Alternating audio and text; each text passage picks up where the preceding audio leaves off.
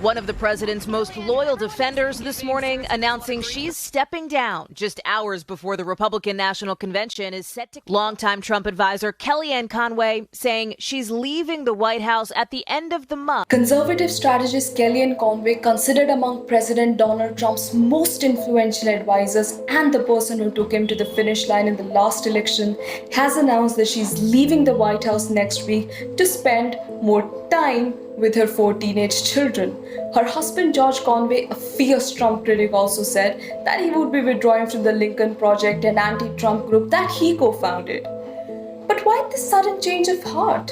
It does seem weird even for Conway, who has defended the president on literally every policy, every speech, and even every tweet.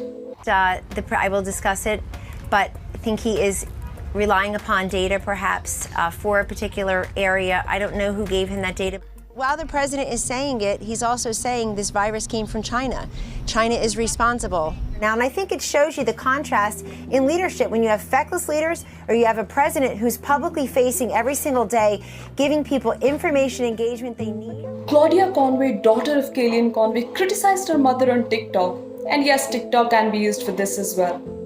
They're leaving their jobs and like whatever, which is like for me, so I tweeted about my emancipation yesterday, which is kind of just a coincidence. Soon after that, Kellyanne announced her exit. During the 2016 election, Conway initially supported the presidential campaign of Ted Cruz but joined Trump's team after Cruz dropped out of the race. And this is not why Cruz dropped out, he was just a bad candidate. Conway has been the senior advisor and campaign manager for Trump and is the first woman to manage a successful bid for the top office in the US. So indirectly, Trump helped a woman. Yes. After the election victory, Conway was appointed senior counselor to Trump and has been quite a controversial figure. She quoted most controversy for this. Don't be so overly dramatic about it, Chuck.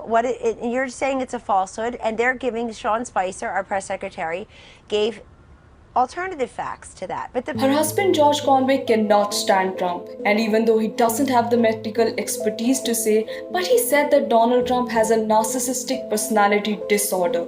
Kellyanne has always defended Trump, even if Trump said unflattering things about George Conway, and this has been the subject of scrutiny in media, but she was just doing her job.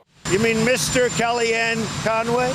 Oh, to be a fly on the wall at the Conway house right now. He's called him pathological, a narcissistic, sociopathic demagogue, a cancer, a liar, and honestly, that's just this week. Washington Post did a story about the same, and it wasn't made up like some of their stories on Indian politics are.